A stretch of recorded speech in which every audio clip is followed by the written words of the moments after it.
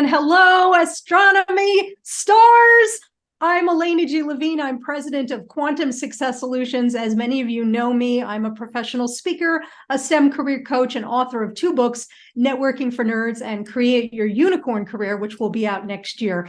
And I am really excited about our panel today. We're going to be talking about how to build joyous, meaningful careers in what are called primarily undergraduate institutions, or PUIs.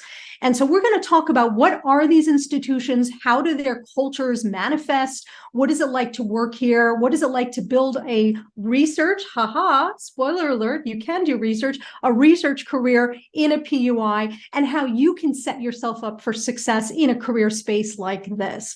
We assembled a really amazing panel for you today. I'm so excited about it. And I want to give a shout out to my friend Tom Rice with the AAS, because he was able to help me bring these stars together. They are amazing. And I want to introduce you to them. My first team member is named Nicole Gallucci. Nicole is an associate professor of physics at St. Anselm College in New Hampshire. She goes by the Noisy Astronomer online. Hello, Nicole. How are you doing today? Good. How are you? I'm doing great. I'm so excited that you're here. I know we're going to have a really epic discussion. I'd like to welcome our next panelist, Barry McKiernan. He is a professor at the City University of New York, the Borough of Manhattan Community College, the American Museum of Natural History, and the Center for Computational Astrophysics, which is part of the Flatiron Institute, also in New York City. Hey, Barry, how are you doing today? Hi, Elena. I'm doing great. I'm really happy to be here. And can I just say, I love Tom Rice too. Tom Rice is amazing. We're going to start a Tom Rice fan club. I think that's an absolute necessary thing to do. And of course, I want to welcome our amazing panelist, Karen Masters. She is a professor and chair of physics and astronomy and the director of the Marion E. Koshland Integrated Sciences Center at Haverford College, which is in Pennsylvania. Hey, Karen, how are you doing today? Hello, I'm very well, and I'm ready to sign on to the Tom Rice fan club. Love it, love it. And for those of you who don't know, Tom Rice is in charge of educational initiatives with the American Astronomical Society. So stay tuned for all the different exciting things he's going to be putting forward to serve you in our community. Diane, I would love if you could launch a poll right now. I would love to hear from all of you where you are in your career. Are you an undergrad? Are you a grad student? Are you a postdoc? Are you early career, about 5 years beyond your first degree or highest training experience, or more than 5 years beyond that? Where are you? Because we want to be able to adjust our content and our information today to serve you. And I see, we're getting some interesting things here, and I'm going to give just the poll. I'm going to give it 3 more seconds. 3, 2, 1. Let's close the poll, Diane, and see what we got. Let's share the results with everyone. Diane, if you could share the results, please, I would appreciate it. So it looks like we have about 40% grad students, 40% postdoc, and then a smattering of you in all different other categories. So this actually is very helpful for us. Now, I'm going to be asking the panel some questions. Thank you so much, Diane. I'm going to be asking the panel some questions today about their experiences in PUIs, and I'm also going to be monitoring the Q&A. And if you have a burning question for this panel, please put it in the Q&A, because we want to make sure we get to your questions. All right, let's kick it off with a tale of the origin stories of these amazing stars that we have for you today. I'd like to ask, and Nicole, why don't we start with you? Give us your 3-minute origin story. Tell us a little bit about your career path, the PUI that you work for, what's the culture like, what are the number of students, and give us, you know what, a surprising piece of information about PUIs that maybe our audience would not think to even know about PUIs. Nicole, please take it away. Sure. So I actually did my undergraduate at a small, entirely undergraduate institution, small liberal arts college in Pennsylvania called Lycoming College. And I did a degree in physics and astronomy there. Got some experiences in the outside world, going to REU programs in the summers. I did my graduate work at the University of Virginia and with the NRAO in Charlottesville. And then I did my primarily like radio astronomy instrumentation. And then I made a complete 90-degree turn for my postdoc and started doing science education research and kind of informal education and teacher training for a few years, working with the Citizen Science Project CosmoQuest. Also picked up some experience teaching pre-service elementary school teachers at Southern Illinois University, Edwardsville there, which led to my center director waving a job ad in front of me about this, this small school in New Hampshire that was looking to hire someone with a physics and education background. I'm like, I don't know if I'm qualified. She's like, do it. And so that's how I ended up at St. Anselm College. Is I applied for the job and I loved it and they liked me, and that was in 2015. So St. Anselm College is enrollment of little under 2,000 undergraduates. We just recently started offering master's programs, but we're talking on the order of there's like 20 grad students, so it's still very fledgling. It's a small liberal arts college. There's a big focus on philosophy and theology, and kind of like the human experience in the core curriculum. And so we get to contribute to that. And it's also, it's a Catholic Benedictine college. And so we actually have a monastery on campus, and the monks live here their entire lives and are a big part of the community as well. I love it. It's surprising thing. The surprising thing would be the awesome interdisciplinary projects I would get involved in, because there's only say 4 of us in the physics department. I spend a lot of time talking with colleagues from all different departments and doing scholarly projects or just fun outreach things. Like I got to do a like roundtable discussion thing about aliens with one of my colleagues in the philosophy department at a local library, and that was super fun. I love it. How cool is that you do have the opportunity to explore interdisciplinary collaborations and projects? I think that is surprising. We might not expect that to be in a PUI. Nicole, you used an interesting term. I just want to be able to give a definition for people who are unfamiliar with it: liberal arts university or liberal arts college. Could you give us a definition, or you sort of described it, but tell us what you mean by a liberal arts college, please. So, my understanding, and I haven't been on the recent task force as I know they were doing that here. Liberal arts college is one that, includes a lot of the, I guess, what are considered the traditional subjects in a college education. So you have, English and literature, you have philosophy, you have natural sciences. And so students have to take a balance of courses across all of those. And that's often contrasted a little bit with majors that are considered more career preparatory. But on the ground, it's not really a contrast, because in all of us, we all have this mindset of you really need to be a well-rounded thinker in no matter what field you go into. Absolutely. It's so great. And thank you, Nicole. And I think we can agree. I think everybody would agree. And you know what? Why don't you all throw this in the chat? Do we agree that Nicole is cool? Not only is she cool because of her science background and her brilliance and her talent, but let's be honest, she's got a TARDIS in her office. That is an epic move. It's amazing. Congrats. We're getting yas. We're getting we're getting thumbs up. So Nicole, keep up the great work. Love to my partner who got it for me when I was in grad school. To help love it. Like, smart person. Thank you so much, Nicole. Barry, tell us about your superhero origin story. What did you study? Where did you study? How did you get to your PUI? And tell us a little bit about, you work for a couple of different institutions. Tell us about what is the nature of the culture, what's it like to be at this PUI, and what's one surprising factoid you could give us about your PUI, please. Okay. Hi, everyone. So I was an undergrad and grad student in Ireland and the UK. My first postdoc was in Ireland, but then I came to the US in 2001. I postdoced in the Maryland area, so Hopkins and College Park. And then I got a job as an assistant professor in South Carolina. for a year, but as part of a two-body problem solution, myself and my wife and science partner, Savik Ford, who many of you may know, we moved together to CUNY back in 2006. So a long time ago. So I'm at the Borough of Manhattan Community College, which is one of, I've lost count of the number of colleges in CUNY. I think it's 19 today. And that's a junior college that mostly transfers students to four-year colleges in New York City and beyond.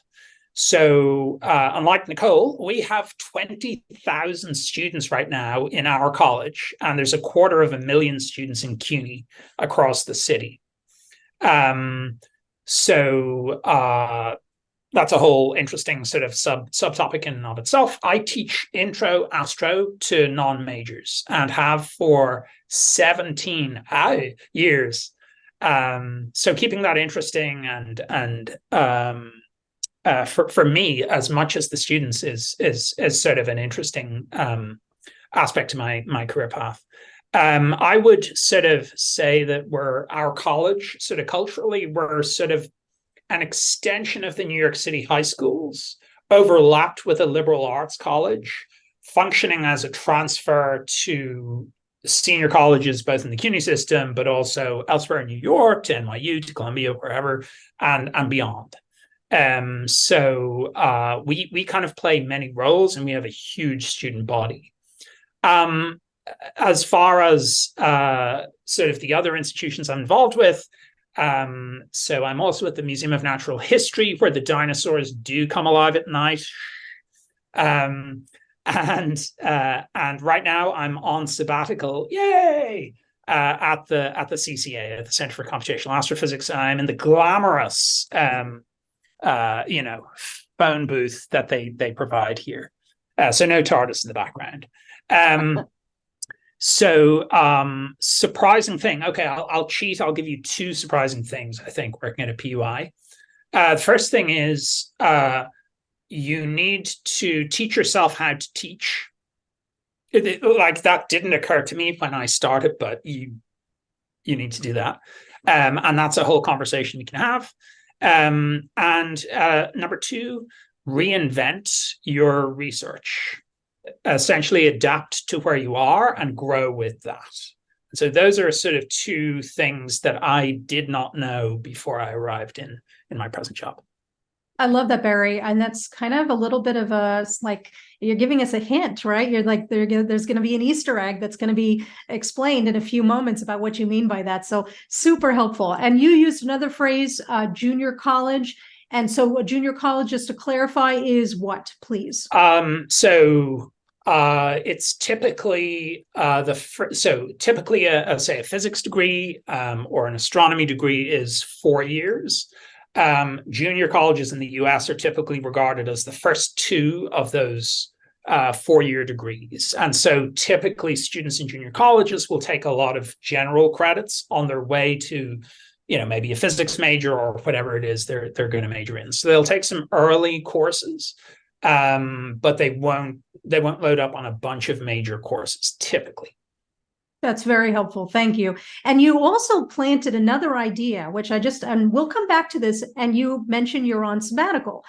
That's very interesting, because I think sometimes when people think about careers in PUIs, they may not think of the traditional tenure system or the traditional sabbatical system. So I want to come back to that, but I'm really glad you were able to share that with us. And I got to say, I'm a little jealous of your office today. It's very minimalist, super Marie Kondo. So I love it. Thank you so much, Barry. Karen, I cannot wait to hear from you. Tell us a little bit about your superhero origin story. How did you get to where you are today? What do you do? What's your PUI like? And give us a surprising factoid, please. Sure. So I'm British, and I did my undergraduate degree in the UK at Oxford University, which I don't know if people know this, but it's sort of made up of lots of small colleges that are sort of stuck together all in Oxford, and then the university is sort of a bigger thing. So it is not very similar to where I am right now, except that perhaps one of the colleges could be considered a little bit similar, which is a parallel I sometimes like to use. After Oxford, I came over to the US for the first time. I was a PhD student at Cornell. My first telescope was Arecibo. This is when Cornell was running. Cornell was involved in running Arecibo, and I do a mixture of optical and radio observing, usually in large surveys. From Cornell, I went on to a postdoc at Harvard. I worked with John Hooker there on redshift survey work. And then from there, I moved back to the UK, initially as a postdoc at something called the Institute of Cosmology and Gravitation at the University of Portsmouth. So a very research intensive type of place embedded in the University of Portsmouth, which is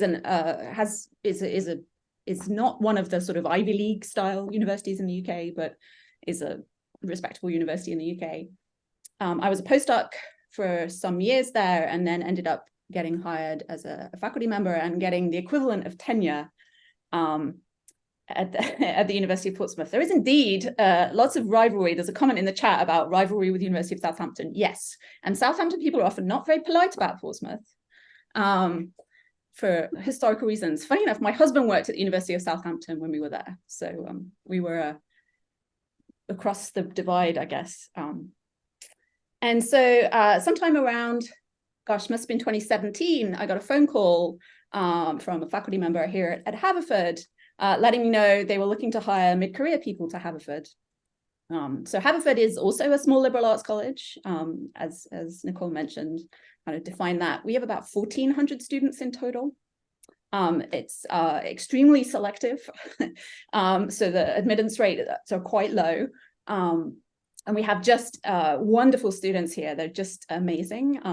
It was founded by the Quakers. That's sort of the history of where Haverford came from as a Quaker institution. And there are remnants of that around. Some of the buildings are very plain Quaker style. A lot of decisions are made very slowly by consensus. People refer to each other as friend a lot, which is very nice. And people are very nice. And there's a big focus on social justice, I would say, and being socially conscious amongst the undergraduates, and indeed just the philosophy of the institution. So all of these things were very appealing to me. I've always enjoyed teaching, and I did teach in Portsmouth, but the focus was a little different there. And the students tended to go there very much more on a sort of professional track. So teaching at Haverford was something that appealed to me, and my family, we did decide to make the move.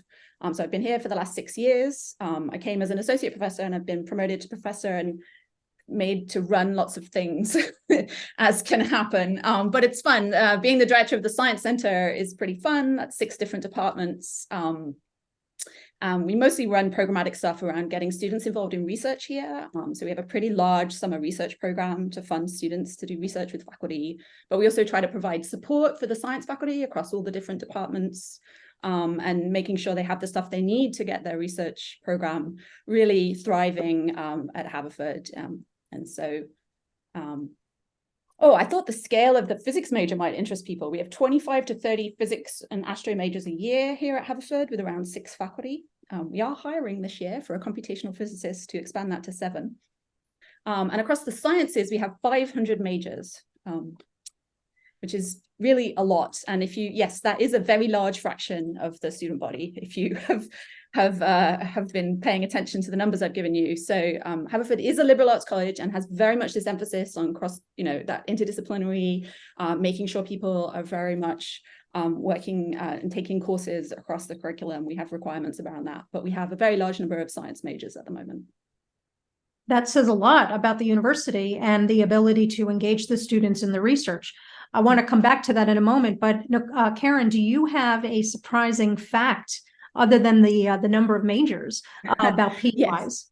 Yeah, well, so the thing that I don't find surprising, but I'm surprised that other people find surprising, is that we do a lot of research at institutions like this. Haverford is particularly known for it and has been throughout its history, getting undergrads involved in research. But my colleagues across the sciences are doing amazing research with their undergraduate teams and postdocs at times. We have no PhD program here at Haverford, but we do have postdocs and we have fantastic undergraduate researchers. And you have research. That's so great. So one of the things that I see with astronomers is that so many astronomers, I mean, probably 100%, if not close to it, go into astronomy and want to build an astronomy career because they want to do research in astronomy. It's not enough for them just to study it. They actually want to produce material and elucidate information about the universe. And so I wonder if the three of you can talk a little bit more about the research culture in your PUI. And this relates to a question we just got from the Q&A. And by the way, all of you in the audience, keep your questions coming. We're going to get to as many of them as we can. This person wrote, I'm curious about the balance of research productivity and teaching experience needed to A, get a job at a PUI, and B, do a good job teaching at a PUI. So I wonder if we could address that question and look at it in the more broad context of how does being a researcher manifest, and how does that look in your day-to-day existence in your role at your PUI? Who'd like to take that first? Nicole, would that be of interest to you? Sure. Please. So I went into, like I said, graduate school wanting to do research. But what I actually found about myself in graduate school is that despite being a self-proclaimed introvert, and I really do think I am an introvert, doing research in particularly in a solitary way was not for me. I get excited by the teaching and learning process of science. And so I ended up coming back around and realizing that I like doing a little bit of research, but I like the astronomy research, but I like the teaching and learning part, and B, I got really fascinated into researching how people learn and how we teach, specifically in astronomy and more generally in science. So I kind of have two research tracks. One is the science education type work that I do. So there was a citizen science motivations work that I was involved in with CosmoQuest. We got a grant to provide early teaching experiences for undergraduate science majors to try and track them to teaching, because there's a critical shortage of physics teachers in this country. Then there's another side where I went back to my radio instrumentation roots.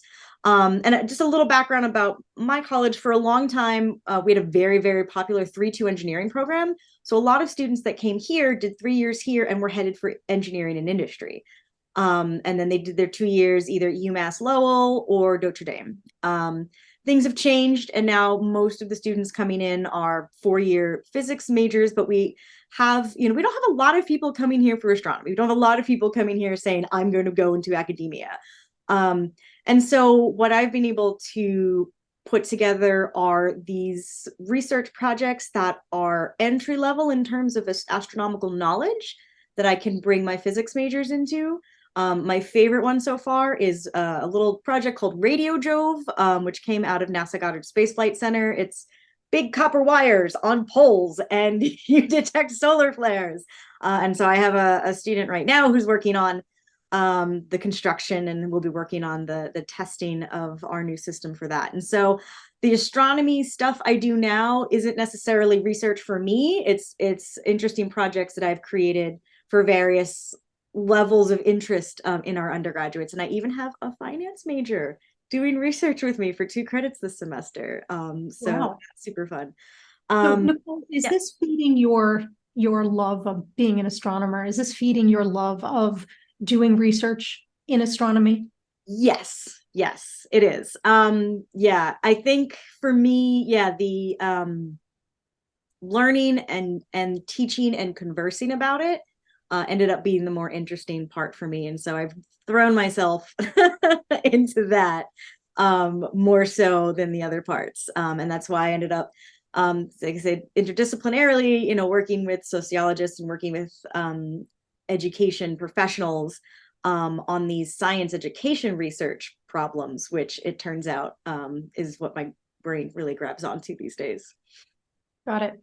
That's very helpful, Nicole. And one last question for you before we invite the rest of the panel to converse.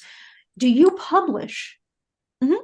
Yes. Okay. And it is required. So I got tenure a couple of years back, and then they immediately put me on the rank and tenure committee. And so, yeah, there are publishing expectations that you are, interestingly, at a small school like this, you are evaluated by colleagues from across departments. And so they do rely on, your department to help put in context what your research is for them, because they're not familiar with astronomy. But we are expected to be publishing on a regular basis in reputable journals, traveling, going to conferences, talking about our work, all that same stuff.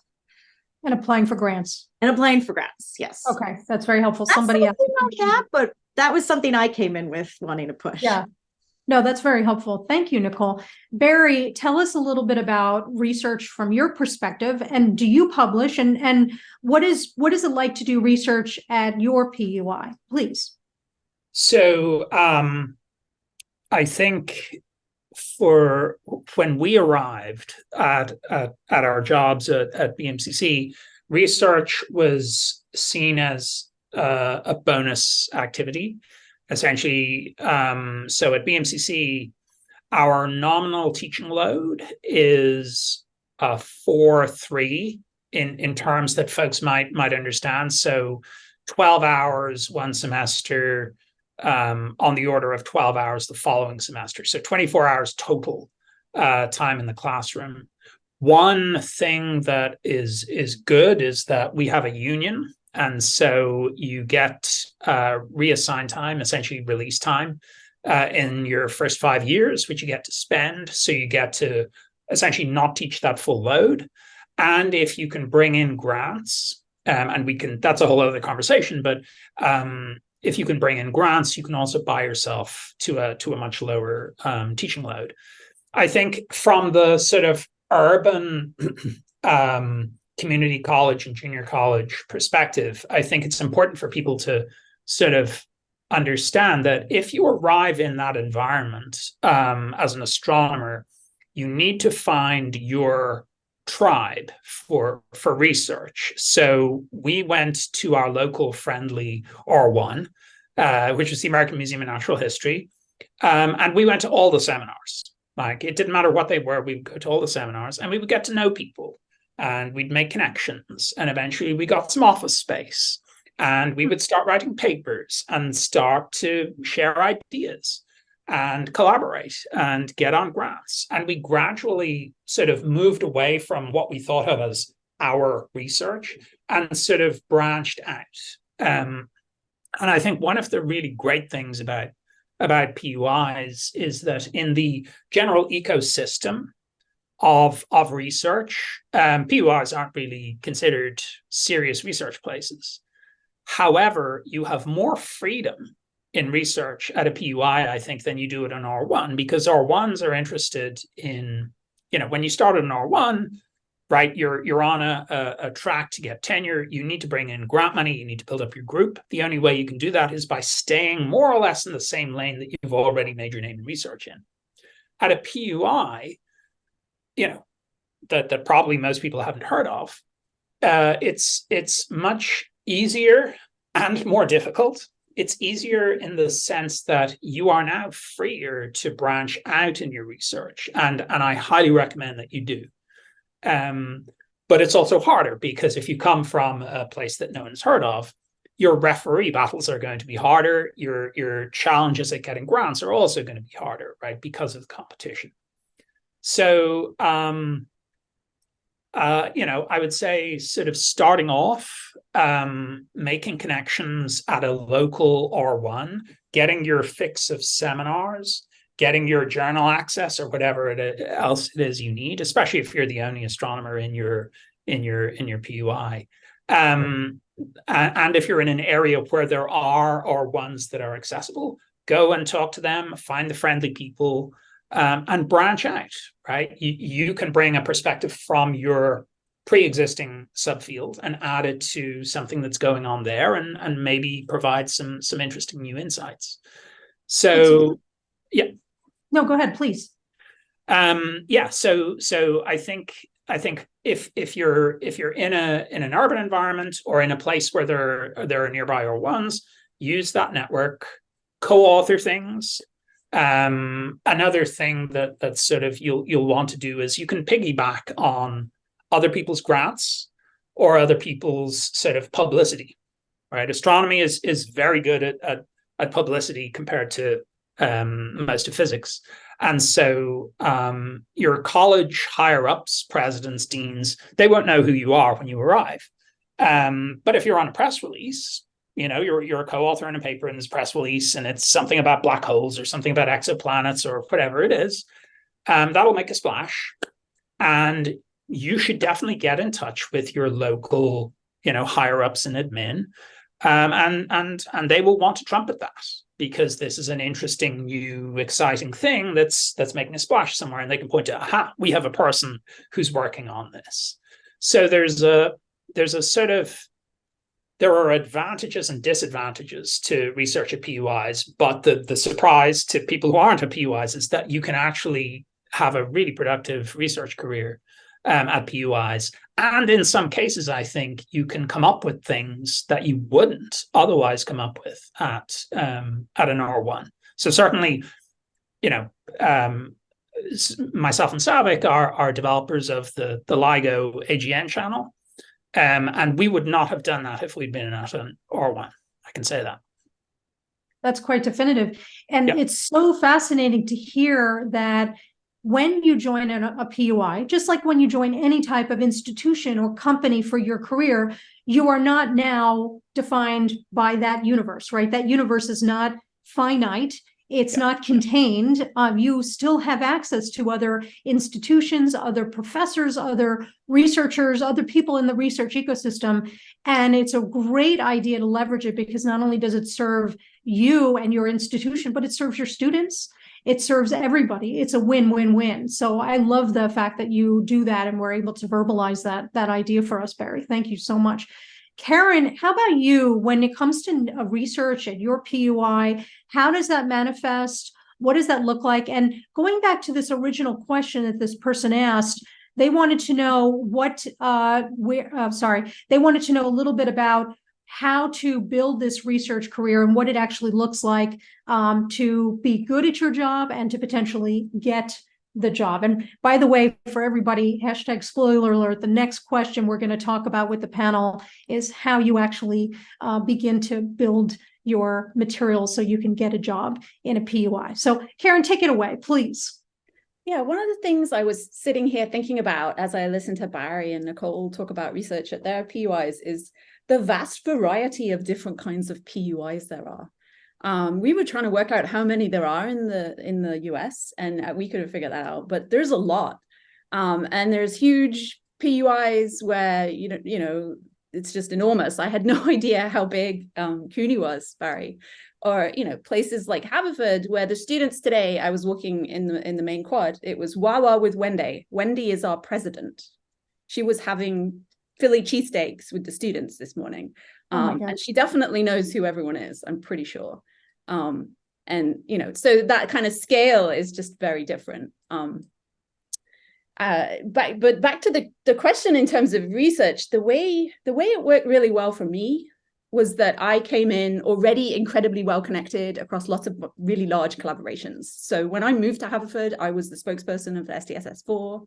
I've always been very heavily involved in Galaxy Zoo for the last 15 or more years. So I have, regular science telecons with my people where we're talking about science. And I make time for that in my schedule. I realize not everyone who starts a job in a PUI has those networks and those collaborations. So then the key is building them, right? And I see chats go by about how your PUI isn't going to buy you into Keck, the Keck telescope or something, right? Or whatever. Like, that's absolutely true. And you all might notice I'm not part of Sloan 5. Because that kind of scale of buy-in was just not possible for me here at Haverford. But there are, there's a lot of open source data. There's a lot of stuff out there. There's a lot of collaborations that don't have buy-ins. And so it's about thinking about how you can do your research in a way that doesn't involve paying millions of dollars for access at a telescope. I think that's, you've got to be clever and make use of the resources that you can access. Open skies, for example, at NRIO facilities, anyone can apply for those. And so I've had a large program observing with undergrads at the Green Bank Telescope that has been very successful. And so it's just about you've got to kind of find that right research. And for me, I was lucky or just in the right place at the right time. My research works really incredibly well at a PUI. And I was able, and in the interview, I was able to explain how it was going to work really well at a PUI. And it clearly was convincing. But that, I think, is the game, is to really think about how you could do research with fewer resources, and how you can make bite-sized projects that students can get to grips with. So I had a paper on archive led by a student that just came out yesterday. I will admit that took a very long time to get it to the point where it was published.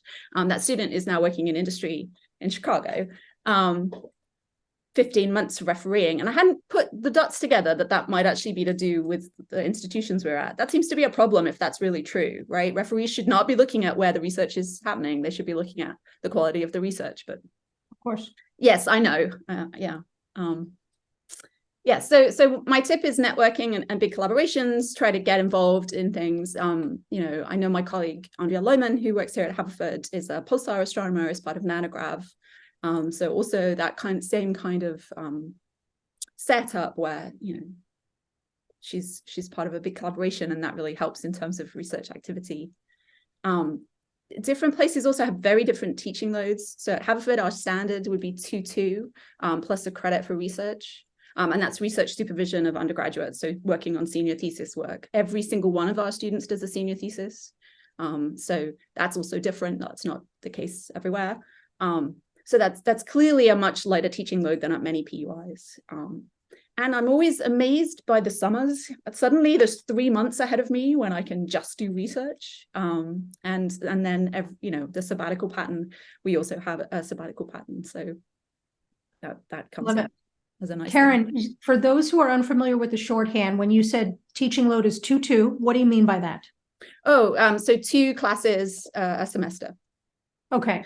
So right. Here that would be 3 hours of classroom time.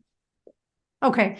So let me just ask each of you really quickly, Karen, percentage wise, how much of your year, for example, is teaching, research, service, and something else, approximately? I mean, there are waves in that during the semester. Let's go with 40% teaching, 40% service, and 40% research. I know that adds up to more than 100%. That is a problem. That's okay. I have a math degree, and my math doesn't check out exactly as well. But I still think that the information is super useful to see that it's going higher than 100%. How about for you, Nicole? What's your percentages like generally? Oh God. I would say teaching in the beginning, it was much higher because I was creating new courses. In fact, my colleagues were amazing at keeping me out of service work responsibilities the first year and making sure I teach. So I was 80%. I would say nowadays it's around 60%. Service probably should be at 20%. Realistically for me, because I accidentally ended up on too many committees, and faculty senate is another 60%. At least it feels like it this semester. And then like I said, the research is in waves, and so if you count the whole 12-month year, summer is where a lot of that happens. But I also have several hours set aside to meet with students on their projects every week. And so if you count, I don't know where that counts as teaching or research or both. So there's a good chunk of my time there. So that absolutely don't know how to add to 100. It's just it's That's okay, because you have access to a TARDIS. So even if it's over 100%, it really doesn't matter. You still have the problem. So we're going to have to get on that. How about you, Barry? What are the percentages like for you and your work? So with very large error bars,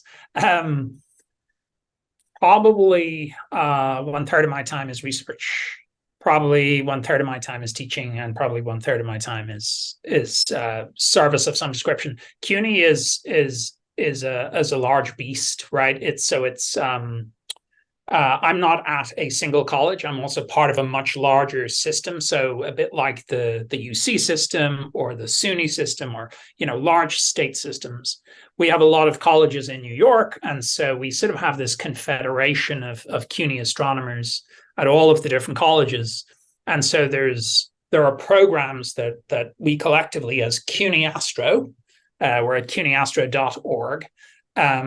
We do a lot of stuff to sort of help underrepresented students make headway at both the undergrad level and the grad student level. And so we have a lot of programs that involve teaching, research, and service. And so a lot of a CUNY astronomer's work is going to be at the sort of confederated CUNY level, not just at your college, right? So we are more than a single college. We're actually part of this much bigger system, and we also contribute significantly to that system.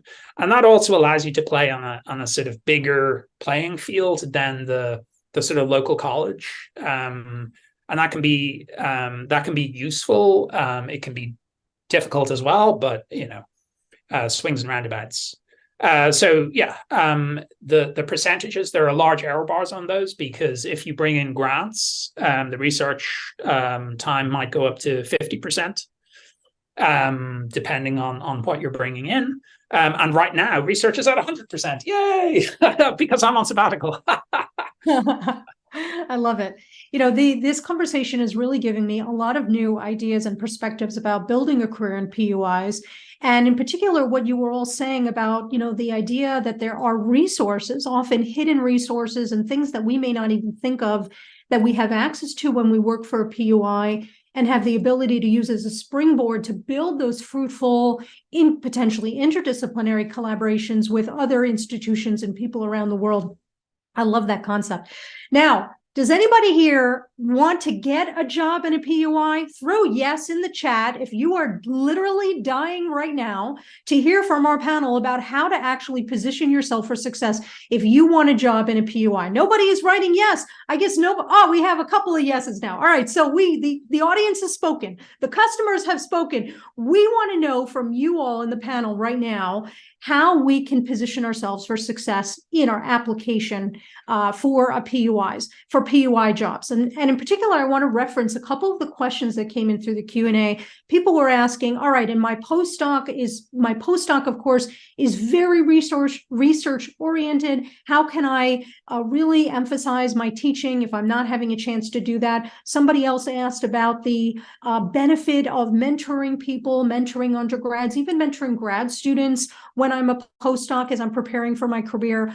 What are the things that the PUIs are really looking for, the search committees and the PUIs, what are they looking for in the application and the interview, so that I can prep for that now as I consider a career in a PUI later? Who'd like to take that to start? Karen, would you like to share your thoughts on this? Sure. And I was on the academic council the past year, so much as Nicole shared, there's a group of faculty who judge promotions who might not be from your department. At Haverford, that group also does final approval for hiring, at least for the tenure track positions. And one of the things that might surprise people, or maybe not, since we have a number of postdocs in the audience here, but we really look for people with research experience. So we do look for people who have postdocs. That's not to say that it's not possible to get a position here straight out of grad school. It's just very unlikely. We're looking for people who've really thought seriously about how you can adjust research to work with primarily undergraduates. And I would like to argue there's a way to do almost everything in a way that is adjustable to work with undergraduates, but you do need to have thought about that. And so, of course, having some experience about working with undergraduates on research, volunteering to be part of the REU program at your institution, I would strongly suggest that. But any kind of mentoring and research mentoring is really important.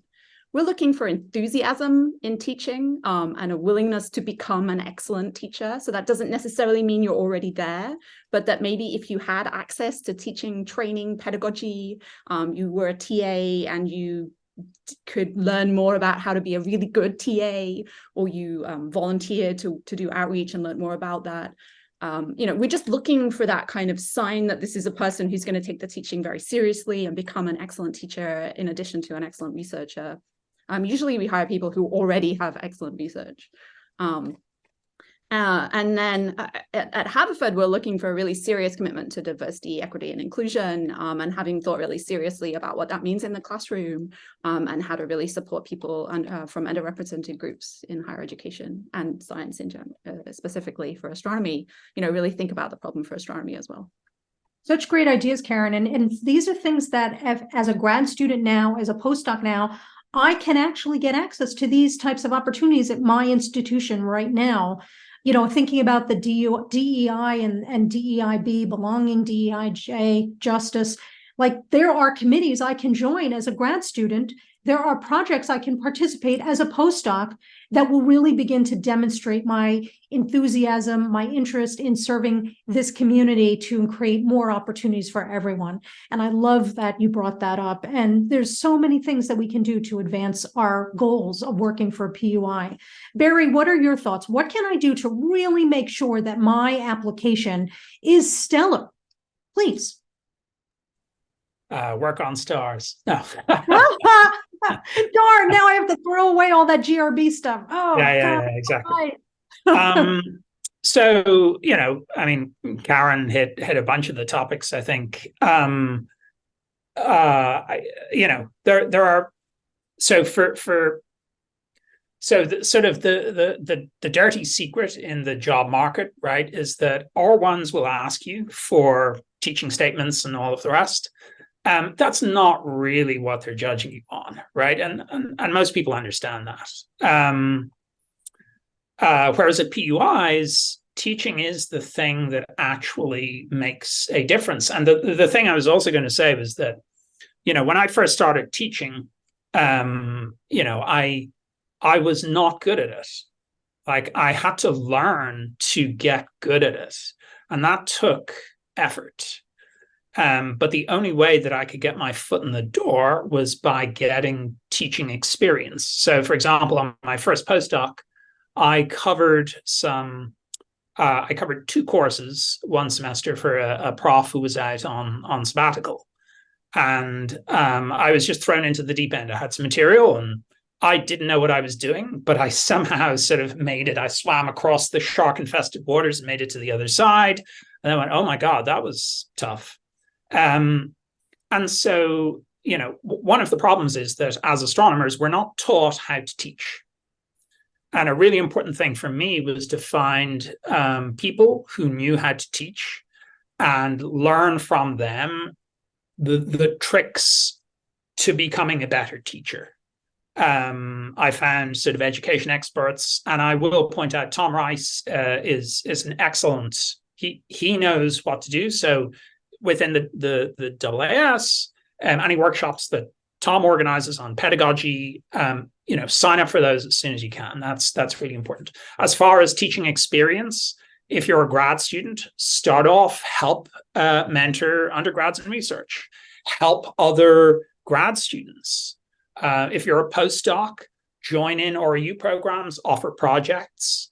And whenever you offer a project, always pick something that if you had a full afternoon, you could get it done, but give that as a summer project to a student who won't know the jargon, who won't know anything about your field, and just let them sort of explore their way to finding that.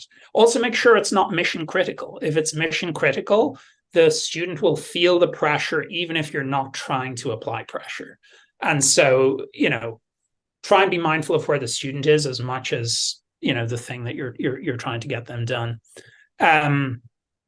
So yeah, in a nutshell, I would also say talk to people at the places that you are applying, or find someone in your network who might know someone at the places that you are applying, and get a sense of what sort of things each place is looking for. Because as you can see from all of our responses, we're at very different institutions with very different populations, perspectives, cultures, traditions.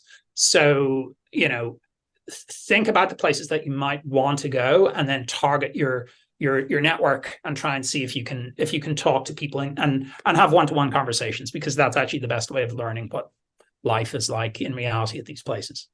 Well, and also, Barry, I mean, when you're chatting with people who work for PUIs, and I don't know, there's 3 people in front of us right now who can potentially help us. It gives us information about the culture, the language that's used, the projects, the departments, the structure, the infrastructure. And one of the challenges that I see with a lot of astronomers who are shifting and pivoting their careers into new spaces and new ecosystems, whether it's moving to industry or PUIs or something else, is oftentimes they position themselves as somebody who is fleeing the previous place they were at. So I'm at an R1 doing my PhD. I now want to choose to go to a PUI. And the way I write my application, the way I write my cover letter, my statements, the way I do my interview, if I get one, I'm really only talking about what I did as a researcher in the past, right? I'm leaving that to come to the PUI. But really, you want to do the opposite, which is demonstrate what is it about the PUI ecosystem, and more specifically, this PUI that really, really resonates with you. And by demonstrating that, by talking in their language, referencing their projects, referencing those museums, those centers, those individual faculty, their mission, their goals, and using their language, you are setting yourself up for success. You're ensuring that at least you will get an interview, if not the job offer. So Barry, I really appreciate, again, really leveraging your network to learn as much as you can about that institution. By the way, we have an amazing resource available for you. Rika French, who is part of the AAS Employment Committee, she actually posted a really great resource in the chat. For those of you who are interested in astronomy education at 2-year colleges, you can check it out. It's an article, it looks like, or it's a book, excuse me, and a chapter that you can read as part of the Institute of Physics publication. So check that out. And thank you so much, Rika, for sharing that with us. Nicole, how about you? When you think about what we can do to position ourselves for success in getting the jobs, what's your advice for us, please? Karen and Barry already covered a lot of great things.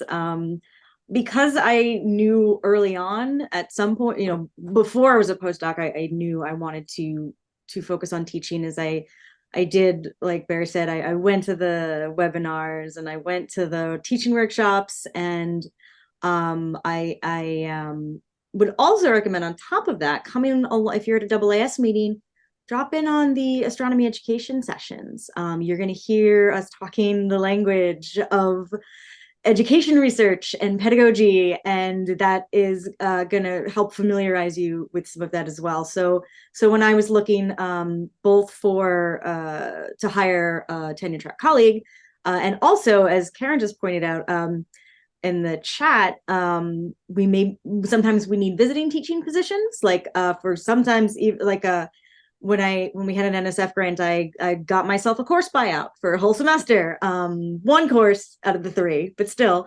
And so we had to, find someone to teach planetary science. And so those come up. Where was I just distracted myself. Yeah, no. So this is very good advice. I mean, so there's lots of things we can do to leverage the resources, leverage our networks, talk to other people, go to these sessions, engage with people in the employment committee and the education community. Anything else that we haven't talked about that you can think of, Nicole? Think about how you were as a student and what your favorite professors did, or what you wish your professors did, and start to cultivate that. That's what I really kind of looked for in the teaching statement and during the interviews, is how candidates thought about their undergraduates, not just as, like, I don't know, open brain, enter knowledge, but talked about them as collaborators in learning, and treated them that way. In the interview, you will often, not always, be asked to do a sample teaching lesson, and you may do it for the faculty, or they may actually stick you in a class. That I had that happen. So you get a little audition that way. So yeah, working on that rapport in any way is a good tip. It is a great tip. And another thing to also think of, and thank you so much, Nicole, is when you go to give your job talk, at any institution, but in particular PUIs, you are demonstrating how you teach. So it's not just you sharing the research for the benefit of advancing scholarship. You're actually giving them a taste, a sample of how you teach particularly high-level complex topics. So just remember that.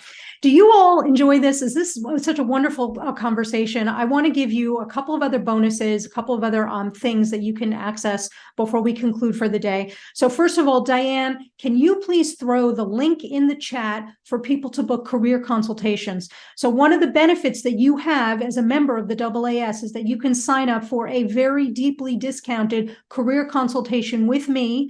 This is my expertise in helping you build your joyous unicorn careers in PUIs or any other universe in the multiverse.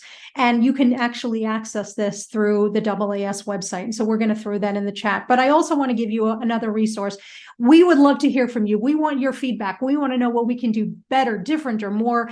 Go to this QR code. It's talk.ac/Elena G. Levine. Enter the code PUIS, PUIS, and you'll be able to get an article about how to talk with your advisor to share with them that you want to consider a different type of career. And that could be in a PUI or an industry or something else, but it's actually a how-to on what to say to your advisor so that you can continue your fruitful alliance.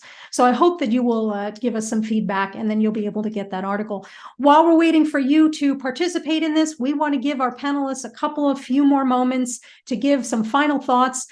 Nicole, why don't we start with you? Give us a 30-second to 45-second. What's one final piece of advice? If I want a career in a PUI, what do I need to do today? Or literally not today, but in the next few X units of time. Go ahead, Nicole, please. Yeah, reach out to people teaching at them. Hear about our experiences. It's incredibly rewarding. Also, because it's a small college, you end up wearing 18 different hats and can be slightly overwhelming. Like I said, I had too many committees and Senate meetings. But if you're happy to do that multitasking and really making the undergraduate experience center that in your career, then this is the place to go. I love it. Thank you so much, Nicole. Barry, what's your final words of wisdom, please? Sorry, I was just typing answers to various things in the chat. Let's see, three topics. For teaching, learn how to teach and think about how to teach. And, embrace your failures. You're going to get things wrong, but learn from them and demonstrate how you've learned from your failures. I mean, that's as true in science as it is in teaching.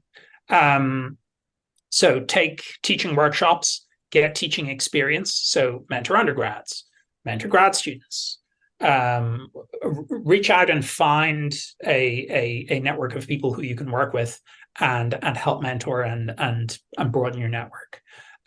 Take teaching workshops and learn about what current best practice is. Hint, it's not standing up and giving long lectures. Spoiler, that doesn't work, right? We have data that show that you want to get students interacting, talking with each other, and working collectively on problems. So much more sort of workshop formative learning. And reach out and ask, as Nicole said, right? Talk to people, ask institutions, try and broaden the variance of astronomers that at different places, and ask them about their experience. Ask them if maybe you might have a future at one of these places and what you would need to do to get a job at that particular sort of PUI.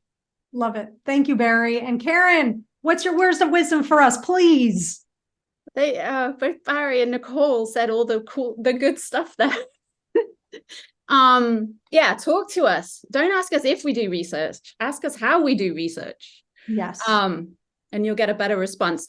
Also, I really I value when I can get graduate students and postdocs to come in and interact with my undergraduates, because they are at an institution where there isn't that sort of next step that they can see so clearly.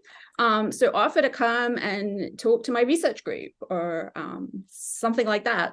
That is something I really value. I think Barry said, look for opportunities to learn how to teach, things that you can point to that demonstrate your interest in teaching, even if you're not, actively teaching all the time.